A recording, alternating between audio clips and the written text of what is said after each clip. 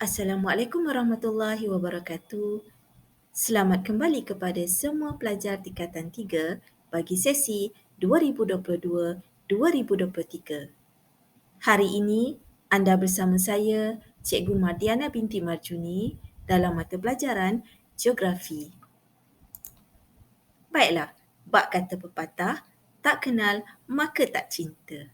Dah kenal, barulah suka. Okey, sebelum kita mulakan pelajaran pada hari ini, jom cikgu kenalkan pada semua guru geografi tingkatan 3 pada tahun ini, iaitu Encik Muhammad Nazri bin Mat Ali yang akan mengajar 3 beta, 3 gamma dan 3 omega. Seterusnya, Puan Faizah binti Tubari yang akan mengajar 3 alfa dan 3 zeta. Puan Nadira binti Marzuki yang akan mengajar 3 delta dan 3 sigma. Dan yang terakhir, saya sendiri, Puan Mardiana binti Marjuni yang akan mengajar 3 Ibnu Sinar dan 3 lambda.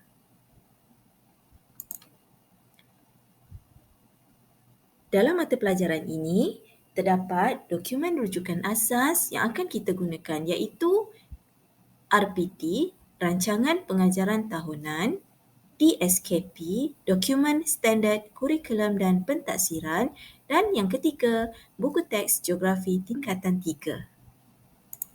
Baiklah, ini ialah dokumen standard kurikulum dan pentaksiran bagi mata pelajaran Geografi tingkatan 3. Manakala ini pula buku teks Geografi tingkatan 3.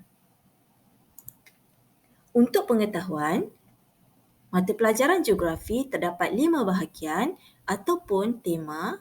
Yang pertama iaitu kemahiran geografi, geografi fizikal, geografi manusia, geografi kawasan dan yang terakhir isu dan pengurusan alam sekitar. Dalam setiap tema terdapat tajuk-tajuk yang telah ditetapkan. Sebagai contoh, dalam tema kemahiran geografi terdapat tajuk jadual dan graf serta carta pai. Dalam tema geografi fizikal pula terdapat 3 topik iaitu pengaruh persekitaran fizikal terhadap kepelbagaian tumbuh-tumbuhan semula jadi dan hidupan liar dan tumbuh-tumbuhan semula jadi di Malaysia, hidupan liar di Malaysia. Dalam tema geografi manusia pula, terdapat tajuk sumber semula jadi di Malaysia dan kegiatan ekonomi di Malaysia. Manakala bagi tema geografi kawasan iaitu dunia, tumbuh-tumbuhan semula jadi dan hidupan liar di dunia serta sumber semula jadi utama dan kerjasama ekonomi di dunia. Seterusnya, bagi tema isu dan pengurusan alam sekitar, terdapat tajuk sumber hutan dan kitar semula. Bagi kajian lapangan, tingkatan 3, pelajar perlu membuat kajian lapangan iaitu membuat kajian dan seterusnya membuat laporan akhir. Penjelasan secara detail ataupun secara terperinci akan diberikan nanti mengikut tajuk yang telah ditetapkan. Baiklah pelajar, sekarang dah bersedia semua? Pastinya dah bersedia, lagi bersemangat kan? Okey, mari kita belajar serba sedikit berkaitan pengaruh persekitaran fizikal terhadap kepelbagaian tumbuh-tumbuhan semula jadi dan hidupan liar. Sebelum kita mempelajari topik ini, kita kena tahu apakah yang hendak kita tahu dalam topik 3 ini. Iaitu pelajar perlu mengenal pasti faktor persekitaran fizikal yang mempengaruhi kepelbagaian tumbuh-tumbuhan semula jadi dan hidupan liar. Bila pelajar dah tahu apakah faktor-faktor persekitaran fizikal yang mempengaruhi kepelbagaian tumbuh-tumbuhan semula jadi dan hidupan liar, barulah pelajar boleh menghuraikan faktor-faktor yang akan kita pelajari nanti. Jadi untuk hari ini, cikgu cuma akan menghuraikan untuk faktor bentuk muka bumi. Baiklah pelajar, Terdapat 4 faktor persekitaran fizikal yang mempengaruhi kepelbagaian tumbuh-tumbuhan semula jadi dan hidupan liar. Okey, yang pertama iaitu bentuk muka bumi. Bentuk muka bumi ialah kepelbagaian ciri serta ketinggian sesuatu permukaan daratan yang diukur dari aras laut. Yang kedua, ciri-ciri pola iaitu saliran, ciri-ciri pola, aliran sungai dan cawangannya serta kuantiti air yang mengairi sesuatu kawasan bentuk muka bumi.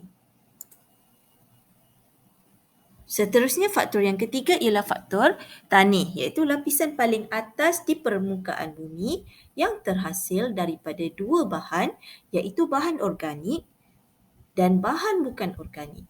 Dan faktor yang keempat ialah iklim. Kombinasi beberapa elemen suhu, hujan, angin, tekanan udara, keadaan awan, kelembapan udara dan cahaya matahari dalam tempoh yang panjang di sesuatu kawasan. Baik, ada berapa tadi pelajar-pelajar? Ada berapa faktor persekitaran fizikal yang mempengaruhi kepelbagaian tumbuh-tumbuhan semula jadi dan hidupan liar? Ya, pandai. Ada 4 faktor.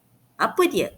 Yang pertama, bentuk muka bumi, saliran, tanih dan juga iklim. Okey, tak apa, urutan ni tak mengikut urutan pun tak apa. Janji awak tahu apakah faktor-faktor persekitaran fizikal yang mempengaruhi kepelbagaian tumbuh-tumbuhan semula jadi dan hidupan liar.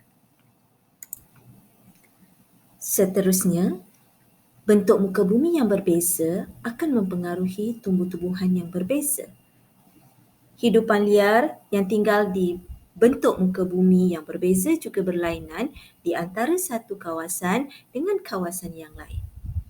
Di sini dinyatakan ada 3 jenis bentuk muka bumi. Okay, yang pertama iaitu tanah pamah. Yang kedua adalah tanah tinggi di mana ia adalah kawasan berketinggian melebihi 180 meter dari aras laut. Yang ketiga iaitu pinggir laut.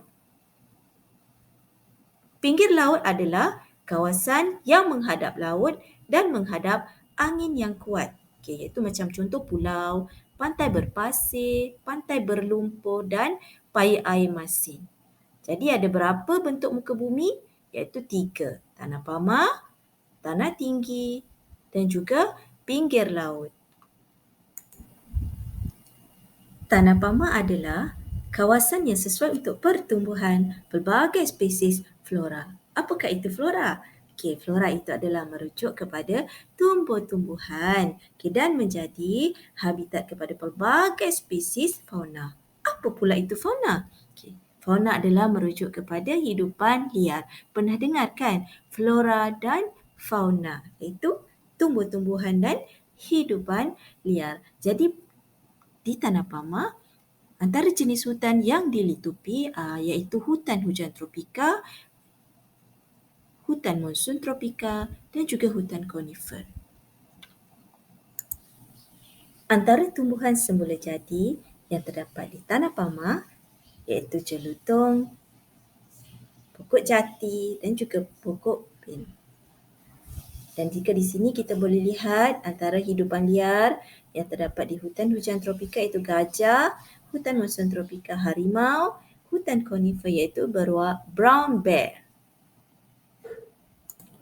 Contoh-contoh kawasan tanah pamah utama dunia yang kita boleh lihat iaitu di dataran Siberia Barat, lembangan Murray, lembangan Ganges Brahmaputra, lembangan Kongo dan juga dataran Manchuria. Di kawasan tanah tinggi pula, spesies tumbuh-tumbuhan adalah berbeza mengikut ketinggian. Bila naik sikit je ketinggian, pokok lain. Naik lagi ketinggian, pokok pun lain. Jadi sama juga dengan hidupan liar. Hidupan liar pun sama. Sebab kawasan ni unik untuk bagi kawasan tanah tinggi ni. Contoh hutan hujan gunung yang ada di banjaran Keroka dan juga banjaran Himalaya. Artinya semakin tinggi ketinggian, pada tahap ketinggian semakin naik, semakin kuranglah tumbuh-tumbuhan dan hidupan liar. Ini adalah contoh tumbuh-tumbuhan semula jadi dan hidupan liar yang terdapat di tanah tinggi. Dan yang terakhir ialah pinggir laut.